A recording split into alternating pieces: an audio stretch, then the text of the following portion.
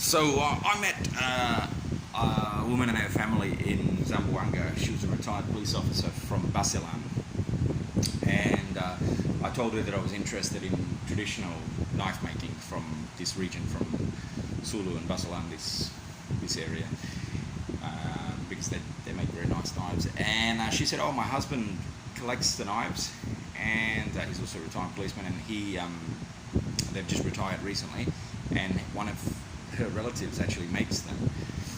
And so I was like, "Oh, that's exactly what I'm interested." So she said, "Oh, you should come back to Sulu with us." She was doing a passport for her son in Zamboanga. So I was like, "Oh, okay, easy." Every Filipino person that I've spoken to has never been to Sulu and Basilan. There's a good reason why.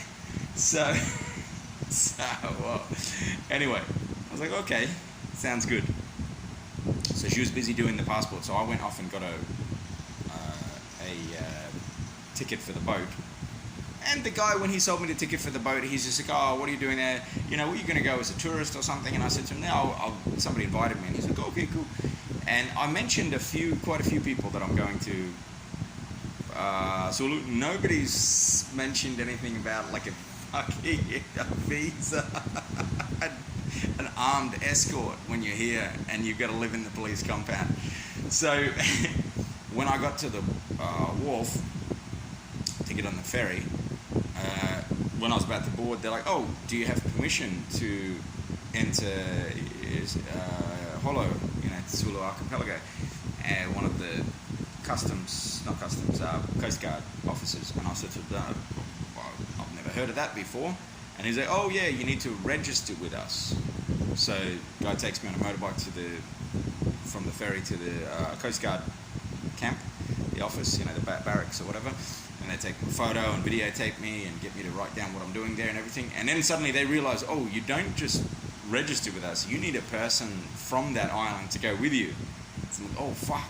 So I call this guy's wife, and she's at the port, because she's actually getting on the same ferry as me, and she comes there, and then she had to guarantee me, but then they're like, "Oh, we also want to know what he's going to do there, blah blah blah." They copy her ID, get her to write down everything, her address and all that, and then call her husband who invited me, and they get his ID, and okay. So I'm like, all right, that's okay, finished. So we get on the ferry, go.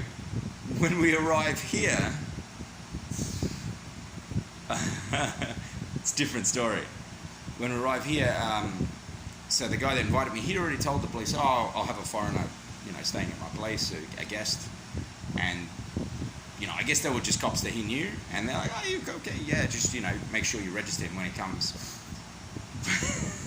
But when I come in the port, they're like, no, he can't stay in your house. No, impossible. Like the military or whatever. And the tourism board, which is connected, I think, with the national police and probably with the military.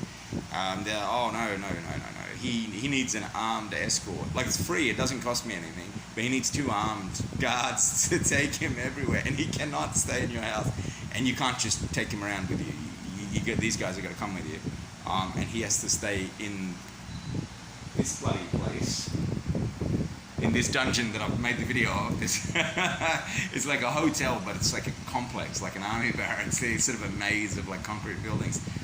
He has to stay here, and he can't freely go outside. And this is the only hotel that he can stay in.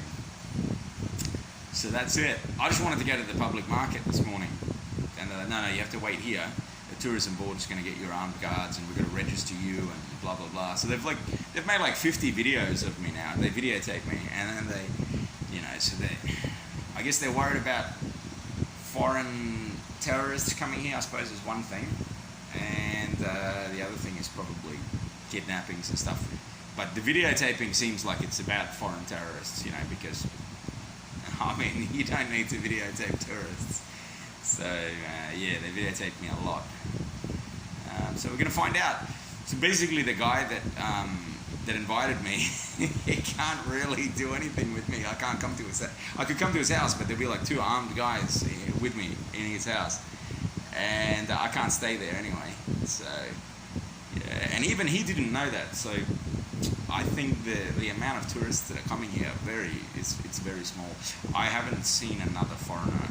I mean, I haven't seen another foreigner in Zamboanga, but I definitely haven't seen one here. They told me in the port that the last foreigner that came here was a blogger. So this, I don't know who the person was. I should have asked their name. You can go look them up on YouTube. But whatever sort of blog they did, they would have been escorted by a group of soldiers, basically. So keep updated. The adventure continues.